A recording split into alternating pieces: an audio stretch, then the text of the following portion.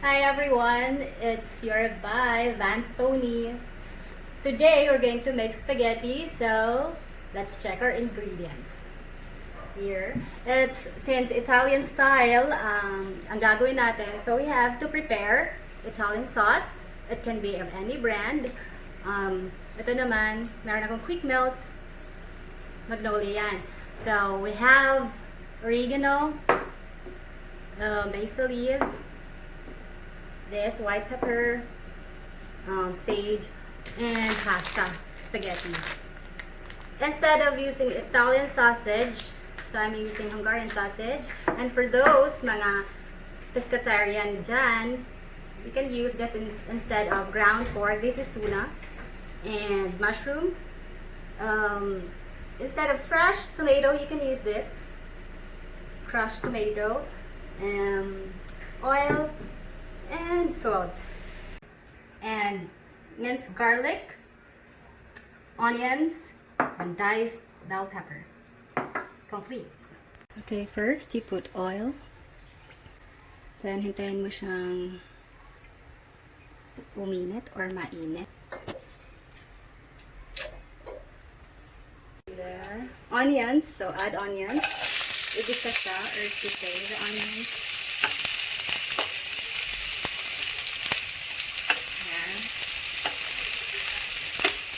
Leave it a minute, and then diced bell pepper,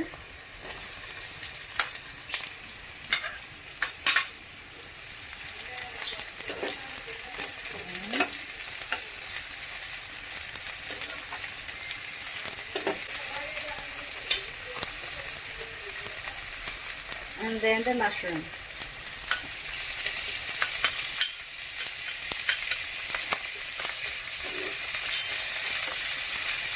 Add black pepper. Okay.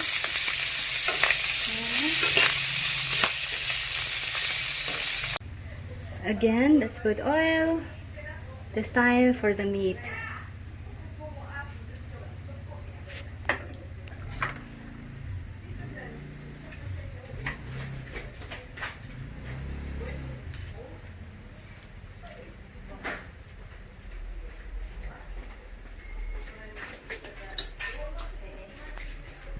There.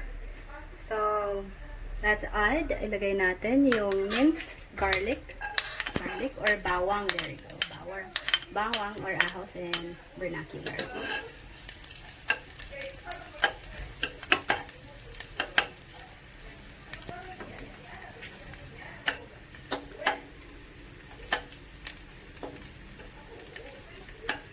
The sausage. Let's put the sausage.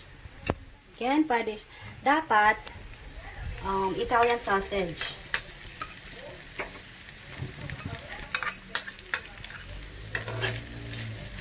This one's a different sausage I'm using. There. And then tuna.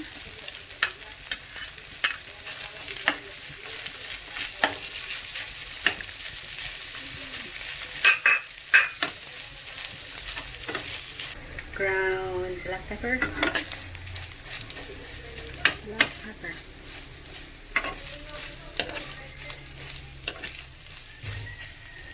Yan yung oyster sauce. Ilalagay na natin siya.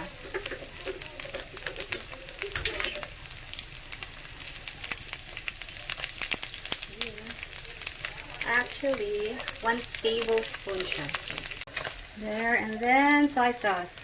About 4 to 5 tablespoons. So, estimate nyo na lang. After this, remember nyo yung ginisan yung bell pepper kanina. And the mushroom, ilalagay na natin sila dito ngayon. So, here it is. And let's put vegetable seasoning or magic syrup can be.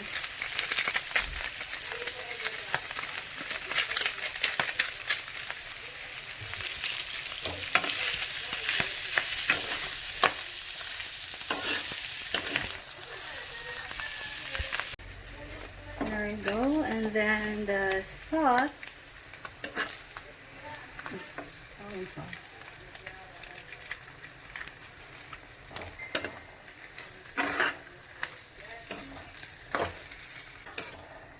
add on the crushed tomatoes.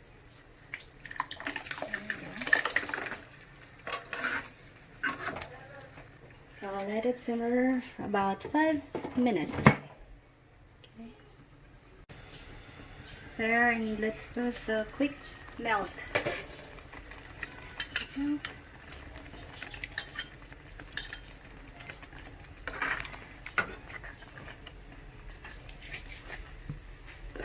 Leave it again for a minute or two until it melts. Give it a good stir.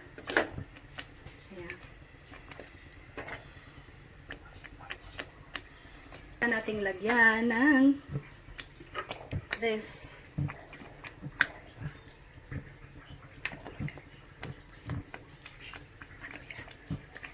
sage.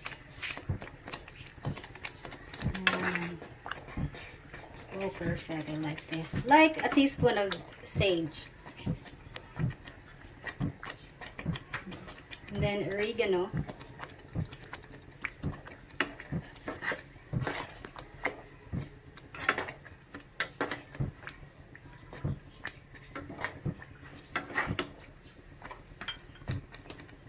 Basil leaves.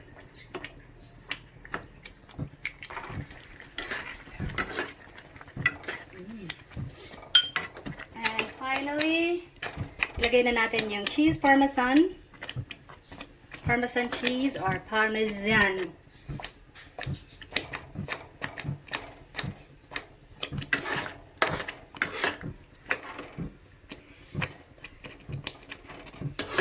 And let it simmer again, like for, there you go, 3 minutes.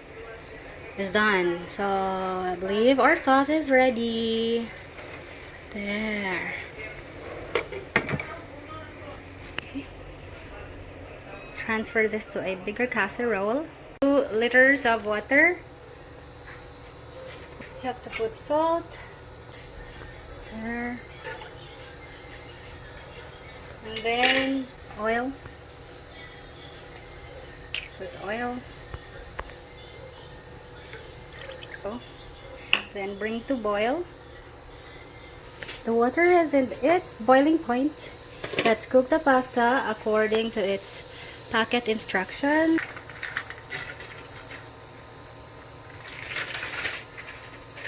There. From time to time, you have to check until it's cooked. Yeah.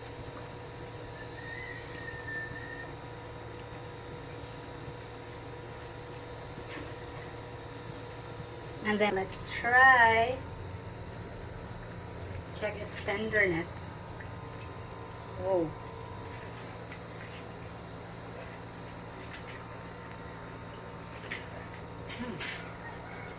Okay na siya.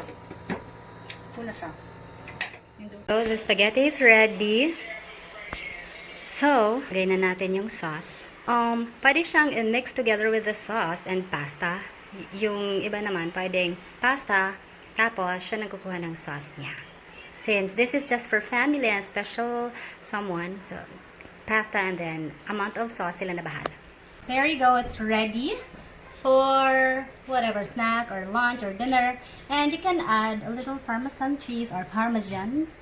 Serve with good heart. Ta-da! Remember, don't just exist. Live life. Celebrate life.